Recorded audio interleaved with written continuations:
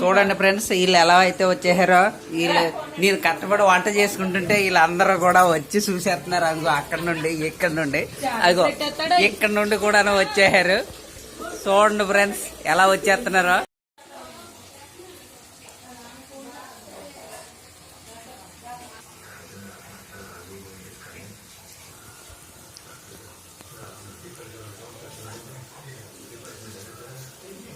అల్లం పచ్చడి, గోంగూర పచ్చడి, ఈ 2 రకాల పచ్చడి. ఇది చాలా వేసుకోవాలి.